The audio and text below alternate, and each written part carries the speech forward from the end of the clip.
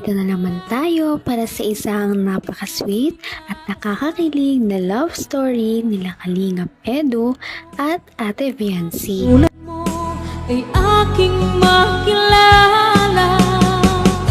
at kung ano. Para sa pagpapatuloy ng ating love story ay dumayo si Ate Viancy sa pinapagawang bahay sa kanya. Nakakatuwa nga dahil ang bahay nila ay talagang one of a kind, kaya ngayon naman ay pupuntahan niya ito para malaman kung ano na nga ba ang mga nagbago at progress. Sa kanyang pagpunta doon ay humanga talaga ang buong Kalingap team na naman kay Ate Viancy.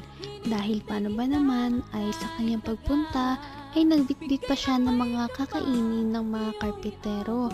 Kahit na hindi naman siya ganun kamay kaya sa buhay, hindi niya nakakalimutan na magbalik talaga para sa ibang tao at tumulong din hanggat kaya niya.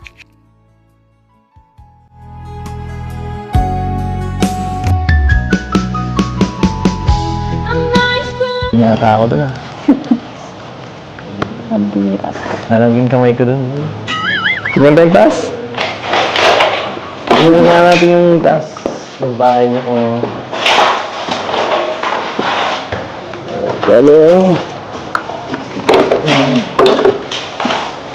Ingat, madulas. Ay, wow. Wow, grabe oh.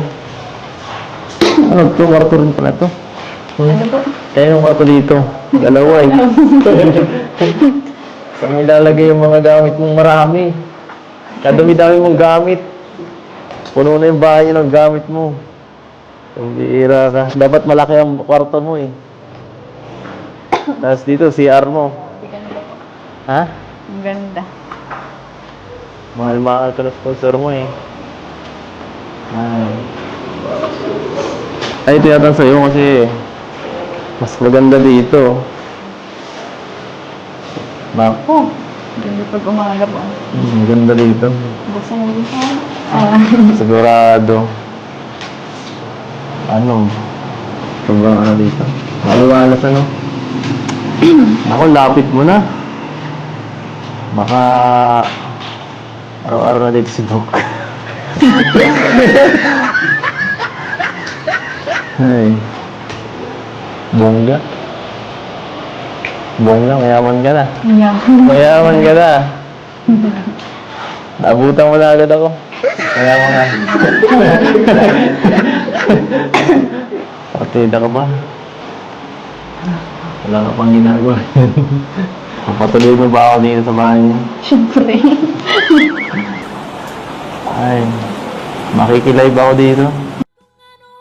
Sa buong history ng pagpapatayo ng bahay ng buong Kalingap team, ang bahay ni Ate Viancy ang pinaka natatangi dahil ito lamang ang nagkaroon ng groundbreaking ceremony, lalong-lalo na at nagkaroon din ito ng ikalawa pang palapag dahil napakarami kasi sa mga sponsors ang sumusuporta sa kanya na gustong magkaroon siya ng malaking bahay. May dami mong gamit. Puno na yung bahay niya ng gamit mo. Ang bihira ka. Dapat malaki ang kwarto mo eh.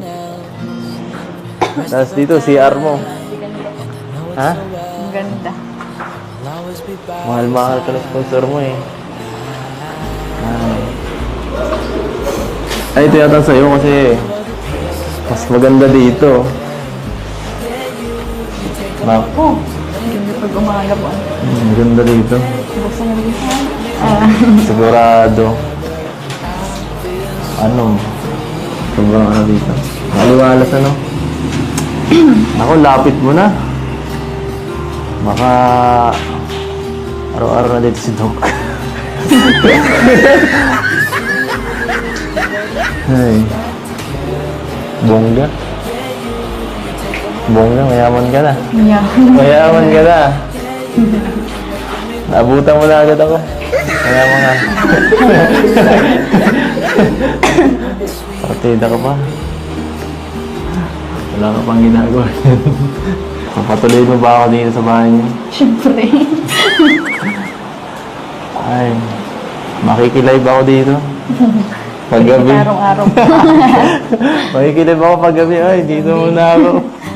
Bakit gabi? Siyempre, kung ako na live.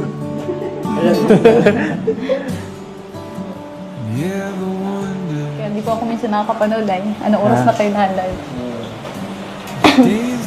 Hindi ka nanonood talaga. Hindi. Ay. Ano? Ano masabi mo? Thank you Masaya po. ka na? Thank you sa mga nag-sponsor din po. Tapos kay Kuya Rab, siyempre. Kay Kuya Van. Siyempre, Masaya. site bossing. Kahit saan talaga magpunta ang EDC Love Team, talagang pinapakilig nila ang mga tao sa kanilang paligid. At hindi nila ito naiiwasan dahil nga napakalakas din talaga ng kanilang chemistry. Nakakatuwa dahil ngayon lamang sila nagsamang dalawa na maglibot sa pinapagawang bahay nila Ate Viancy. Mahal. Ano ka? Kaya mga... Partida ka pa. Wala ka pang ginagawa. Papatuloy mo ba ako dito sa bahay niyo? Siyempre. Ay, makikilive ako dito. Paggabi. Araw-araw po. Makikilive ako paggabi. Ay, dito muna ako. Bakit gabi? Siyempre, kung ako na live.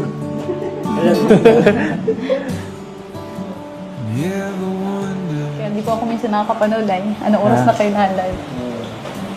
Hindi ka nanonood talaga. Hindi. Ay. Ano? Ano masabi mo? Thank you Masaya po. ka na? Thank you sa mga nag-sponsor din po. Tapos kay Kuya Rab, siyempre. Kay Kuya Van. Siyempre, Masaya. site bossing. Masaya ka na?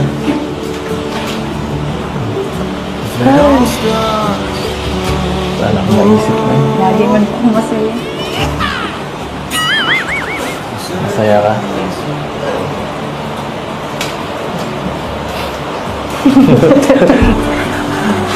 Tudala ako. Cute mo.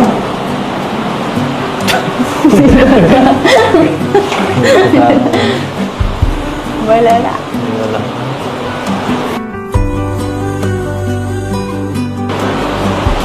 Ay. Baka ma-miss mo yung ano. Baka ma-miss mo yung dagat. Baka ma-miss mo sumayaw sa dagat niya, no? Wala na eh. Wala ka na dito makikita ang dagat. Malayo-layo. Pwede man po yung punta. Paano yun? Mas malayo ng bahay. Ano mo? Eskwelahan mo niyan. Ano, dun pa din. Doon pa din po ako maano. Mas nga ano. Pwede pa doon ako Nakakakilig talaga ang love team na ito.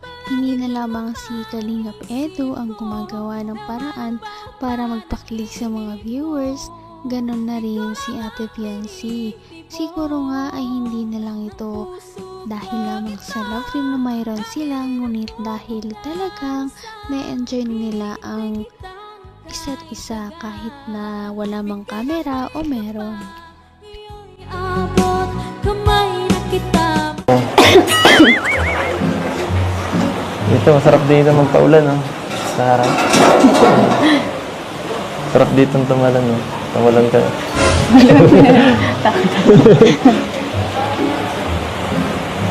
sobrang layo na po sila ate. Malayo.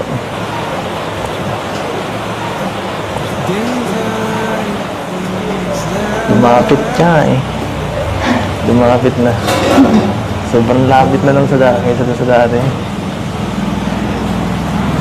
Dito mo ako tatanawin, halimbawa. Halimbawa, nandiyan ako, dadaan, ano? Tapos, paano mo ko babatiin nun? Pag dumaan ako dyan. Hi! Ganun. Mas maganda ng bungad mo yan. Kapag ano, maganda dyan tumambay. Pagka maganda ang panahon. May parang terrace pa sa, ano, sa taas. Napakaganda. Grabe. Walang ganyan sa amin. Nakaingit. Nakaingit ka. Tapos, kape-kape ka. Invite mo naman ako pag mga ganun, ha? Hindi yung pinapauwi mo ako lagi. Hindi ko ako. Pinapauwi mo ako lagi. Pa. Nasumbong mo ako. Ha?